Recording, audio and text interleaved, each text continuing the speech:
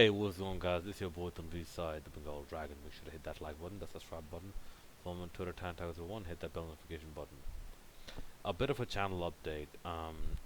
About 2 weeks ago, actually, to the day, 2 weeks ago, and almost to the hour 2 weeks ago, something dramatic happened. It's to do with, like, people very close to me, like, with the immediate family and whatnot. Something very, very dramatic happened that caused me to reduce the amount of content what I intended to upload, and as well some of the changes you might have seen on this channel. For instance, I have pretty much gotten rid of all of my music and a lot of other videos on this channel.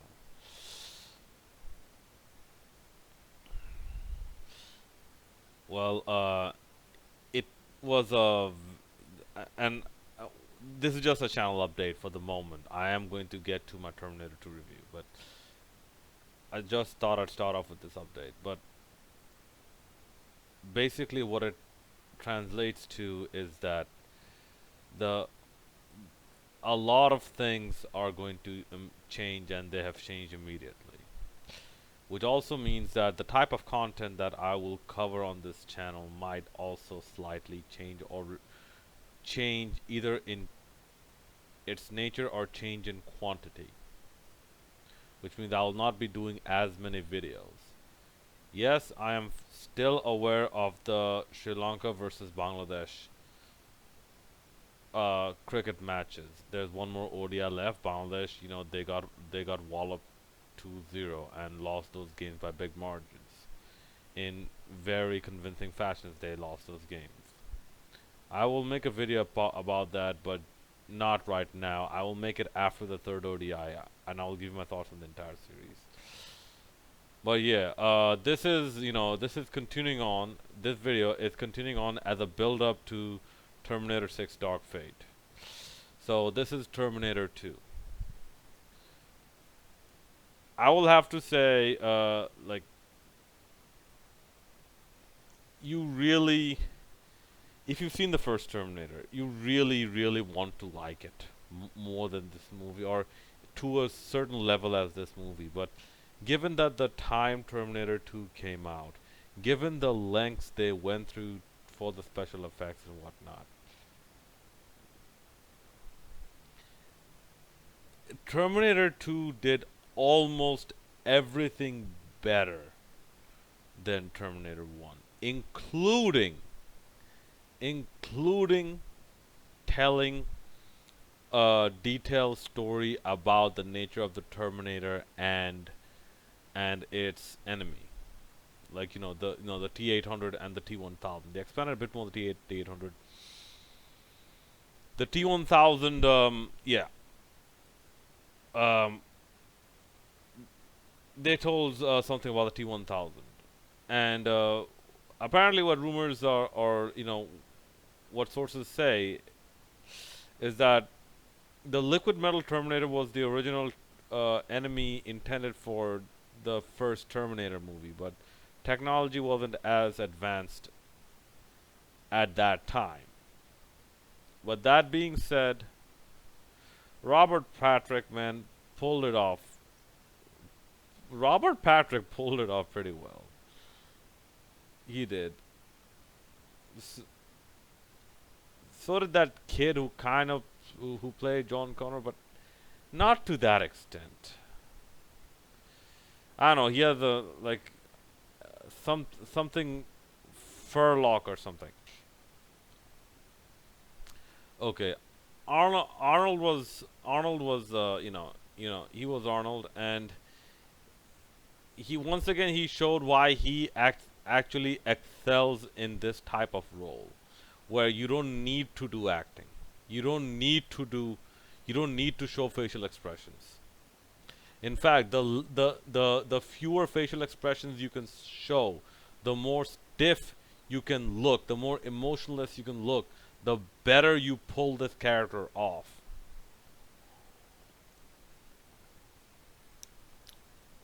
because when you think about it, when you connect it with lore, the Terminator lore, the T-1000 is a more advanced infiltration unit. And by the way, yeah, I thought that all the comparisons RoboCop versus Terminator.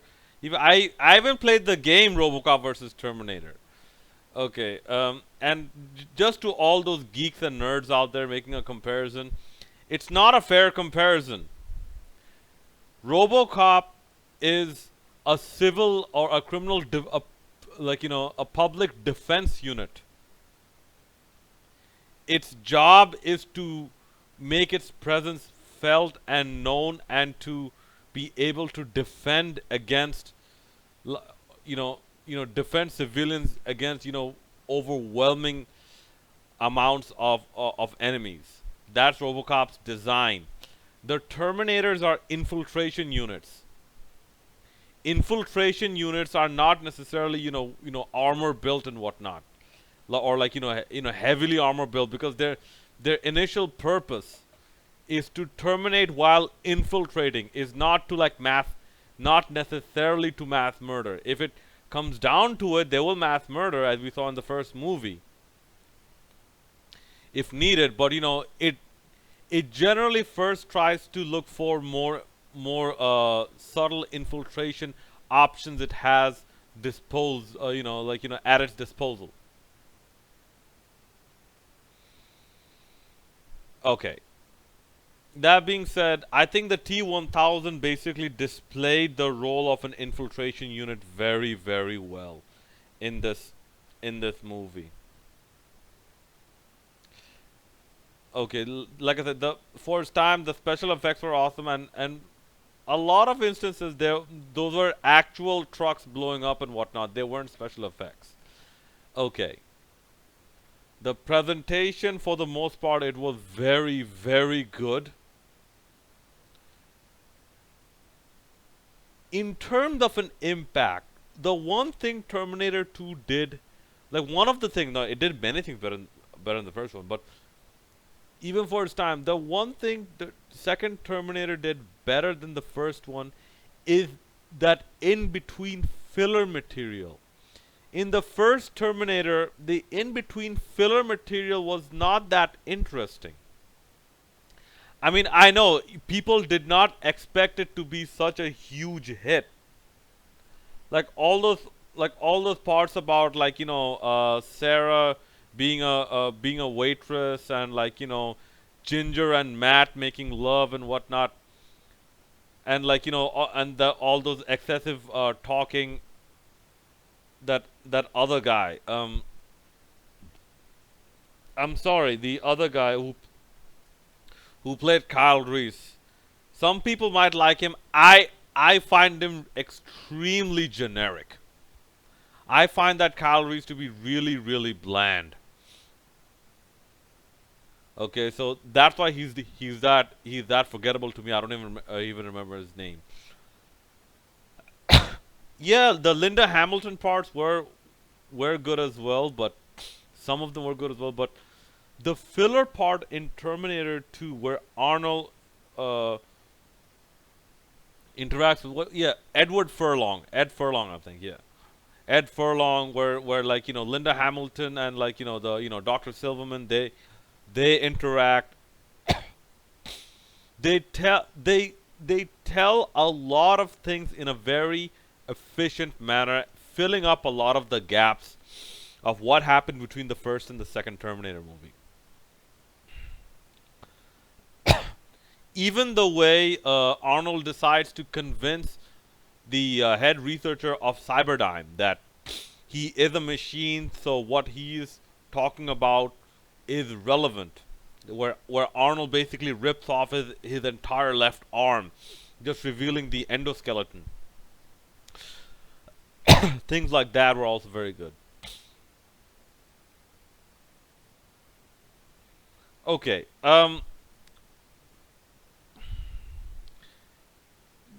The one thing I kind of did not like. Okay, because yeah, you have a like, a neural network forgot the specific word, something neural network, or capable of learning.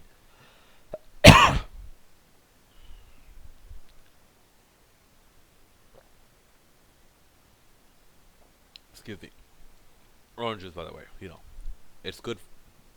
It's good for your health. It's good for your skin. It's good for your gums. It's good for your arteries. It's good for anything in your body that uses collagen. Okay.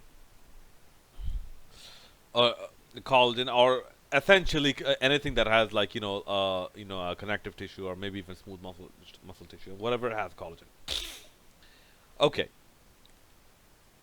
That those little parts about Arnold asking why humans cry. Why do people cry? I kind of did not like that. First of all, the Terminator is a machine. It is set with a process. Its default process is to terminate. This one was hacked and reprogrammed to protect, not terminate. Okay. This was slightly hinted on in the deleted scenes, but the deleted scenes were not there. But Edward Furlong tries to get Arnold to show a bit more emotions, basically breaking the character. Okay. In the deleted scenes, there's one scene where Edward Furlong tries to teach Arnold how to smile. They never show like he needs to know when to smile, or why do people smile or laugh or feel angry. It is just shown that Arnold wants to know why people cry. From a lore perspective, this makes no sense. Because the T-800, if it, because let's be honest, it's an infiltration unit. It doesn't need to know anything that it's not necessary for infiltration or for protection. Even while trying to learn to know John better, John shows a lot more emotions. He shows crying, frustration, laughter. Arnold only asks about the crying part. That is a bit like, because the Terminator 2 is a butch. It's a butch manly movie. That kind of like disrupts the flow. Yeah, I know it gave you that last. It tied it in with that last dialogue. Like, I know now why you cry, but it is something I can never do. Yeah, you could have just said like, not now why you cry. I know why you cry, or I understand now why you cry. Something like that. But those things in the that emphasis of Arnold trying to decipher emotion. Um, it kind of goes against almost everything a Terminator is supposed to do. At least the T-800. We'll see in the future movies. There's some superior programming in the more advanced models of the T-800 series. The T-850 and whatnot. No, I am not looking at Sarah Connor Chronicles, where they show a Terminator falling in love with John Connor. No, no, no, no, no, no, or John Reese, whatever his name is. No, okay, that is too goofy. Okay, so I talked about one of the things I didn't like, but getting back to the things I like, the music, man. You have no idea, especially in Bollywood, especially in the Indian entertainment industry in the 90s, how many TV shows, horror shows, drama shows, quote unquote action drama shows, action soap operas blatantly copied and pasted Terminator 2 soundtracks on their like on their episodes. One of them I distinctly remember is something called the Z Horror Show. A lot of times during horror scenes, they will actually play one or two of the Terminator 2 soundtrack, including at times the one that I used in the opening of this, of this video. So that should basically tell you enough about what an impact and how brilliantly the music scores of this movie was composed and how well it suited all the scenes that it basically showed up in. Okay, special effects fantastic, action fantastic, the story overall very very good, fantastic. Although I would think you'd have better arcade games than those little 1970s arcade games, but whatever. Almost everything fantastic. Now, more than the emotional thing, because the emotional thing was nitpicking. There is one aspect where I would rate the first Terminator ever so slightly better than this one. Hear me out. Don't be surprised. The first Terminator did, in my opinion, did something slightly better than the second Terminator. The villain. The villain of the first Terminator, albeit very OP, overpowered, still appeared vulnerable after a certain extent. If you had not seen the deleted scenes, of Terminator 2, you will see that the T-1000 is absolutely indestructible to whatever to whatever is thrown at it. Even when it was frozen in liquid nitrogen and smashed to pieces, once it thawed itself out and basically liquefied again, based on the surrounding heat, it basically went back to 100% health. In the first movie, we saw Arnold, he had to pull his own eye out. That's why he had to think. That's why he had to wear those sunglasses. Then his flesh, albeit very tough, it was peeling off and it was wearing off little by little. He got hit by an oil tanker truck that caused him to walk with a limp. Basically, showing that yes, even as a robot, his endoskeleton could be damaged.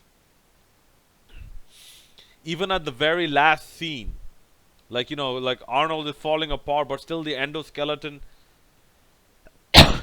even if it's able to crawl, it still followed, Sarah Connor. In this movie, they just had to get lucky and basically, cause the T-1000 to be damaged enough so that it loses its balance and falls into basically molten metal. A foundry or a blast furnace, if you will. Not blast furnace, a foundry, yeah. So one could argue that had that, let's say, just had that been in a hallway, let's say in the beginning of the movie where the first time the T-1000 and T-800 collided or fought, maybe it would just take a bit more time, but the liquid metal would recharge itself. So I don't know, this dynamic of your villain being very tough to kill, but still killable. You just have to go through extreme amounts of lengths to kill it. Versus a villain that no matter what you do, you just can't kill it. It sort of took away from a bit of uh, the suspending your disbelief aspect of the movie. Don't get me wrong, it still had its horror elements because the first Terminator movie was more of an action slash sci-fi slash horror because it basically had an indestructible human being that no, indestructible machine that looked like a human being and basically blended itself pretty well with its surroundings in terms of people hunting one specific person. Over here we saw that like the T1000 is a bit more smarter at times and it has a bit more resources available to it, given its like given its a liquid metal like and its ability to form stabbing weapons. So I don't know, that's one thing that's sort of like the human versus machine part, like it came off a bit better in the first movie than in the second movie because in the second movie you also had a machine on your side, but the first one, the human versus machine part, came ever so slightly better off, just in my opinion. So yeah, that's about it. The Terminator 2 definite like after I rewatched it on Amazon Video, I just said, man, like I actually started clapping once the end credits rolled because when I was a kid, I remember watching fragments of this movie, and I remember like the fragments I saw I liked. It was after a very long time that I actually saw the entire movie, and I'm like, wow, now I remember why I like this movie. And man, they barely make movies like this anymore, man. Really, this butch action movies that are, also like basically, I would say submerged in a lot of like technical lore, technical lore, and a lot of like backstory and whatnot. A lot of fictional stories, a lot of science fiction. You don't get movies like those, like that many anymore these days. All right, that's about it, guys. Let me know what you thought about Terminator 2. Which one you liked better, and what did you like all aspects of Terminator 2 better than the first Terminator? If like if not, please point out which part of the first Terminator you like better than the second one. All right, I'm looking forward to reading your comments. It's your boy Tanvi Saad, the Bengal Dragon, signing out. Make sure to hit that like and subscribe button.